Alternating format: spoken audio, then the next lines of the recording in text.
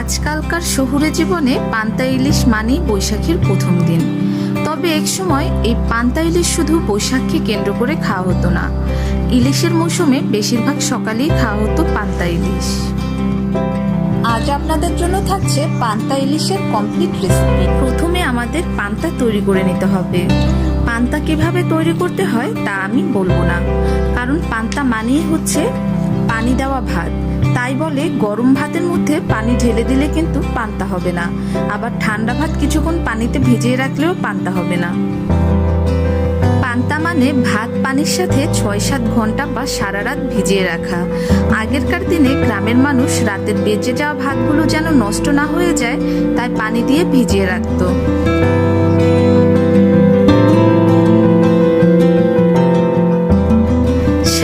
পানিতে ভিজে থাকার জন্য সে ভাত ও পানিতে আলাদা ফ্লেভার আসতো, আর সেটাই হচ্ছে পান্তা। আপনি পান্তা খেতে চাইলে রাতের ভাতগুলো পানিতে ভিজিয়ে রাখবেন, সকালেই তা হয়ে যাবে পান্তা।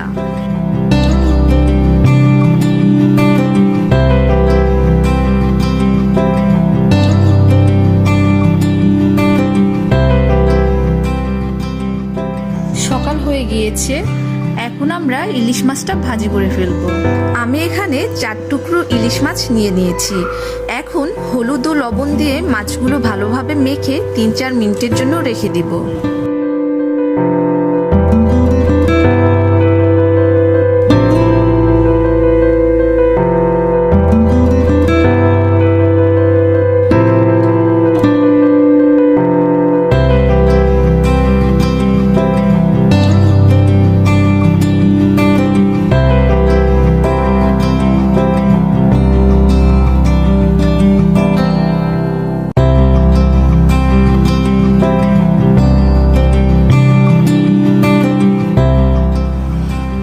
একটি পাত্রে তেল দিয়ে মাছগুলো দিয়ে দিব।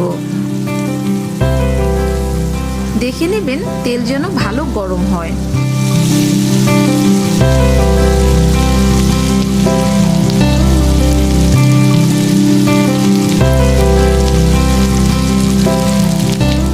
মাছগুলোর দুপাশ লাল হয়ে আসলে মাছগুলো নামিয়ে নেব।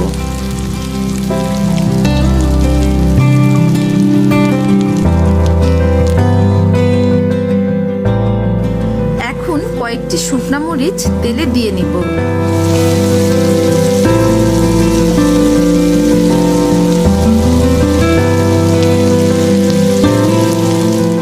শুকনা মরিচ কালো হয়ে গিয়ে ঝাঁঝালো ঘ্রাণ বের হলে তখন নামিয়ে নেব।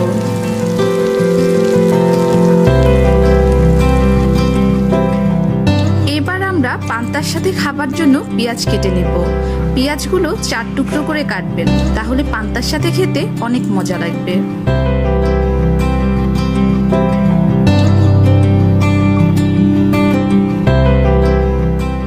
দেখুন সারা রাত ভিজিয়ে রাখার পর কত সুন্দর পান্তা হয়ে গিয়েছে। এখন ইলিশটাকে পান্তা ভাতের সাথে সার্ভ করে দিচ্ছি। সাথে দিয়ে দিচ্ছি 2 টুকরো পেঁয়াজ ও একটি ভাজা শুকনা মরিচ। ব্যাস, পান্তা ইলিশ খাওয়ার জন্য একদম রেডি। আমার রেসিপিটি আপনাদের কেমন লাগলো তা অবশ্যই আমাকে কমেন্ট করে জানাবেন, আর আমার চ্যানেলটি অবশ্যই সাবস্ক্রাইব করবেন।